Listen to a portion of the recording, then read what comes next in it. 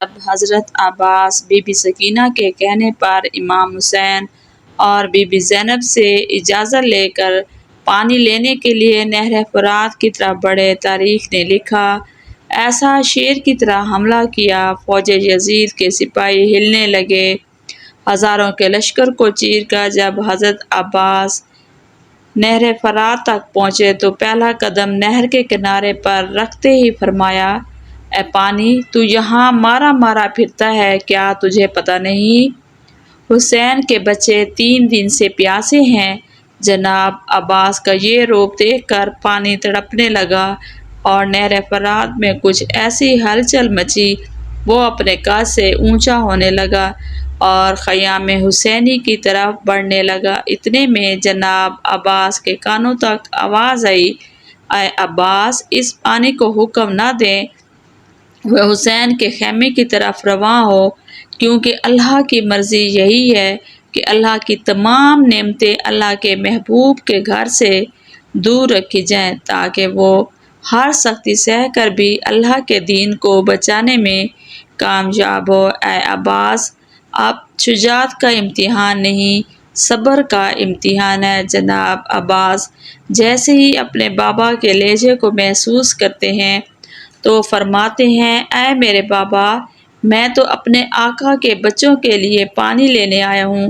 پھر آواز آئی، اے عباس، یہ تو پانی مشک میں بھر رہا ہے، یہ پانی رسول اللہ کے بچوں کی پیاس نہیں بجھائے گا، چونکہ جیسے ہی تم لشکر کی طرف پلٹو گے تمہیں شہید کیا جائے گا، اس مشک کے پانی کو زمین پر بہا دیا جائے گا اور آل نبی تیرے علم کو گرتے ہوئے دیکھ کر زار و قطار روتے رہیں گے۔ جب یہ بات جناب عباس کے کانوں تک پہنچی تو اس وقت آپ پانی کی مشک میں پانی نہر فرات سے بھر رہے تھے اور آپ کے دونوں ہاتھوں فرات میں تھے۔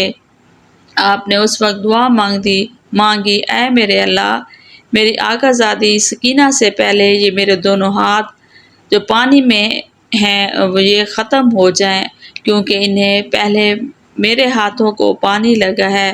اب جب آپ آقا زادی میرے مولا میری لاش کو دیکھتے ہیں، یہ ہاتھ میرے ساتھ نہ ہوں۔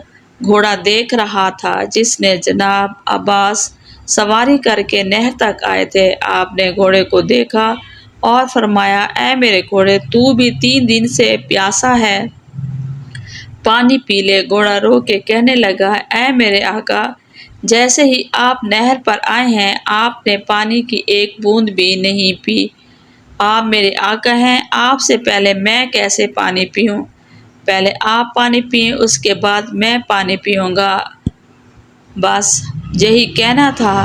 جیسے ہی یہ کہا جناب عباس نے سکینہ کے خیمہ کی طرف منہ کیا اور فرمایا، اے میرے گھوڑے، جب تو اپنی آقا کے بغیر پانی نہیں پیتا تو میرے آقا حسین 3 دن سے پیاسے ہیں، ان کے بچے پیاسے ہیں، پھر ان کے بغیر کیسے میں پانی پی لوں؟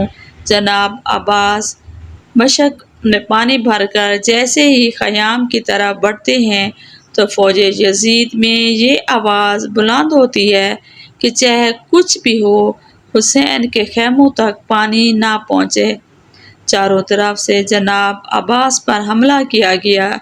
ایک ظالم درخت کے پیچھے سے چھپ کر جناب عباس کے بازو پر وار کیا۔ جناب عباس کا ایک بازو قلم ہو جاتا ہے، مشک اور علم دوسرے بازو میں سنبھال لیتے ہیں اور تیزی سے خیمے کی طرف بڑھتے ہیں۔ پھر آپ کا دوسرا بازو بھی قلم ہو جاتا ہے۔ آپ نے مشک اور علم کو اپنے منہ میں سنبھال کے تیز تیز خیموں کی طرف بڑھ رہے ہیں۔ تیروں کی بارش جناب عباس پر کر دی گئی۔ ایک تیر جناب عباس کی آنکھ میں لگا، ایک تیر جناب عباس کے جسم میں لگا اور ایک تیر عباس کی مشک پر لگا۔ مشک پر پانی بہنے لگا۔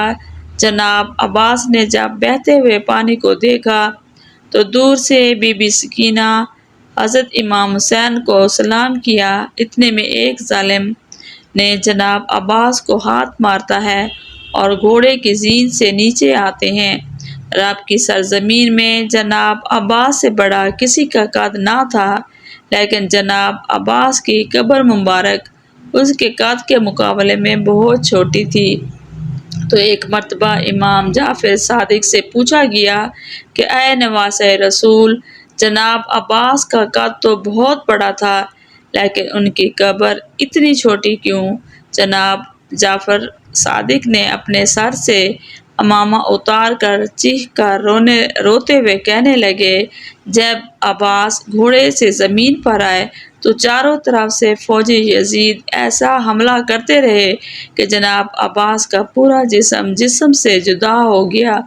امام حسین جب عباس کی لاش تک پہنچے تو ان کی لاش ثابت نہیں تھی، کہیں سے بازو غائب تھے، کہیں سے حضرت عباس کی آنکھ میں تیر تھے۔ جناب عباس کے جب چہرے کو دیکھتے ہیں تو ایک آنکھ میں تیر ہوتا ہے اور پورا چہرہ خون سے رنگین ہوتا ہے۔